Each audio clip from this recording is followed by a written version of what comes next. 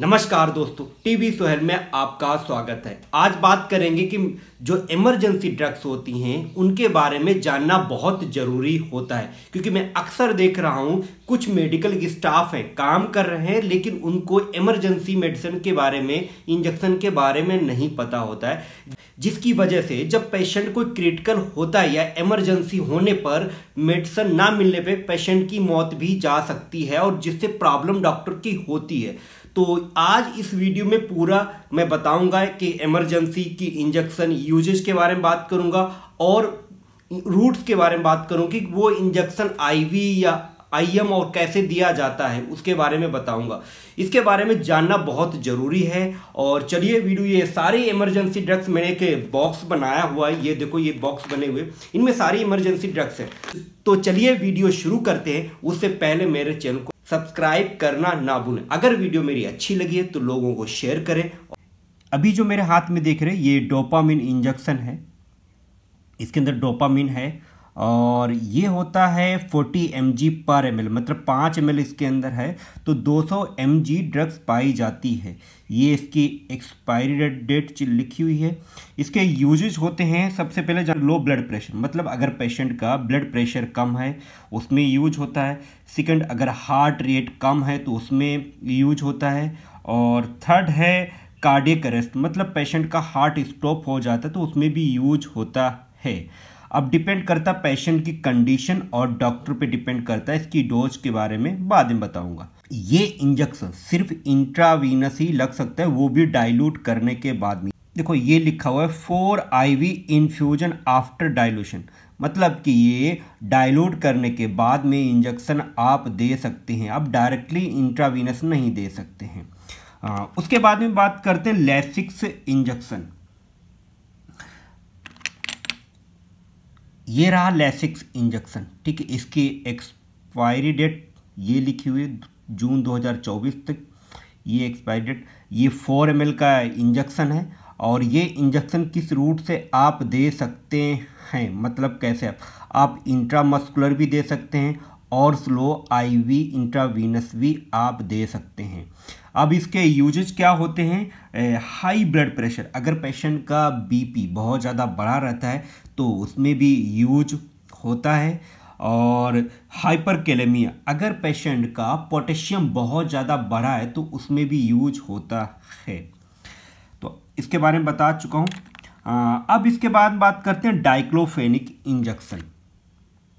ये diclofenac injection है, ये इसके अंदर ये लिखा हुआ डाइक्लोफेनिक इंजेक्शन, और वोविरान के नाम से भी इंजेक्शन मिल जाता है, ठीक है दोस्तों।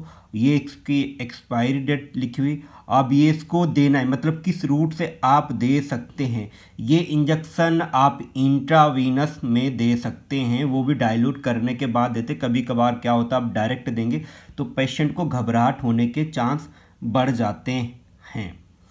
तो ये डाइक्लोफेनिक इंजेक्शन है। तोड़ने की अगर बात करें, जिसमें निशान पड़ा होता है या ये निशान पड़ा है इस तरीके से, देखो जितने भी निशान वाले हैं ये इंजेक्शन आप हाथ से ऐसे तोड़ सकते हैं। अब इसके बात करें यूजेज के बारे में बात कर लेते हैं। इसके इस्तेमाल कहाँ होता है इंजेक्शन? ये इंजेक्शन पेन में यूज होता है, मतलब अगर पेशेंट का दर्द हो रहा है तो यूज होता है, या मसल्स पेन हो रहा है, बॉडी पेन दर्द होता है, एब्डोमेन में भी काम आता है, एब्डोमेन दर्द में। अब उसके बाद बात करते हैं एट्रोपिन इंजेक्शन। अभी जो हमारे हाथ में देख रहे हैं ये एट्रोपिन इंजेक्शन है। ये 1 ml के एम्पुल आता है, 1 ml की इसके अंदर दवाई होती है, इसके अंदर लिखा हुआ है 1 ml। और IV IM यूज कर सकते हैं, मतलब इंट्रावीनस दे सकते हैं और इंट्रामस्कुलर भी दे सकते हैं। और ये इंजेक्शन ज़्यादातर इंट्रावीनस ही यूज होता है। इसके इस्तेमाल कहाँ यूज कर सकते हैं? ये साइनस ब्रेडिकार्डियम यूज कर सकते हैं, मतलब अगर पेशेंट की दिल की धड़कन बहुत कम चल रही है तो उसमें भी यूज कर सकते हैं, ये देखो। और सेकंड है कि प्री मेडिकेशन में, जब पेशेंट सर्जरी के लिए आता है तो वहाँ भी यूज होता है। जब पेशेंट को रिवर्सल देते हैं, जब ग्लाइकोमेट और एंटी देते हैं तो उसके साथ में एट्रोपिन इंजेक्शन देते हैं। इसके बारे में आपको बता दिया। अब बात करते हैं हेपरिन इंजेक्शन। अभी जो आप देख रहे हैं मेरे हाथ में हेपरिन इंजेक्शन है, 5 ml की ये वाइल है, ठीक है। इसके अंदर 25,000 यूनिट्स है, 5 ml के अंदर यूनिट्स में आते हैं और इसकी बहुत ही कम डोज दी जाती है, डायरेक्ट नहीं, डाइल्यूट करने के बाद में दिए जाते हैं ये इंजेक्शन। एंटी कोगुलेट्स होता है कि मतलब जो ब्लड को क्लोटिंग रोकने से ये रोकता है इंजेक्शन।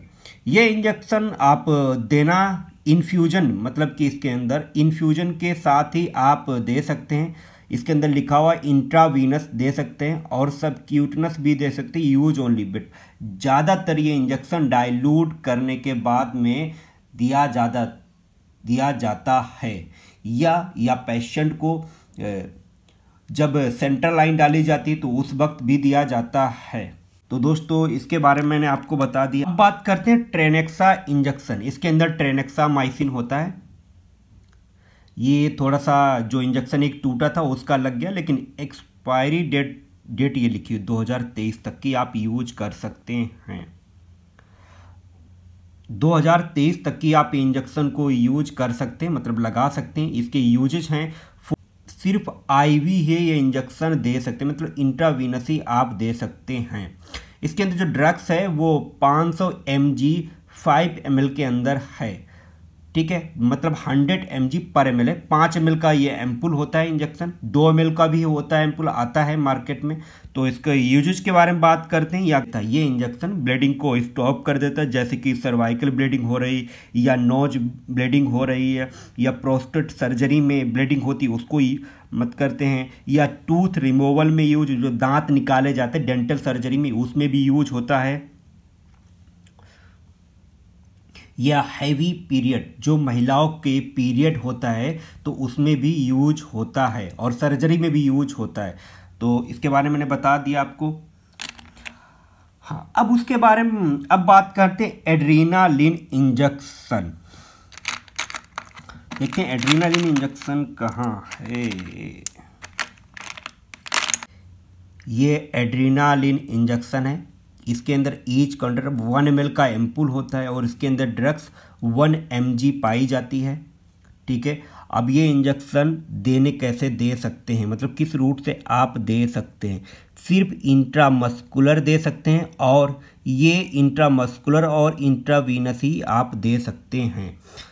और इसके यूजेज के बारे में बात करते हैं, मतलब कहाँ इस्तेमाल होता है। कार्डियक अरेस्ट में, अगर पेशेंट को हार्ट अटैक पड़ जाता है और हार्ट को रिवाइव करने के लिए में दिया जाता है, या सुपरफेशियल जो ब्लीडिंग होती है जब सर्जरी होती है तो उसमें भी जब ब्लीडिंग होती है तो जो मसल्स को कॉन्ट्रैक्ट कर देता है, जिसकी वजह से इसमें भी यूज होता है।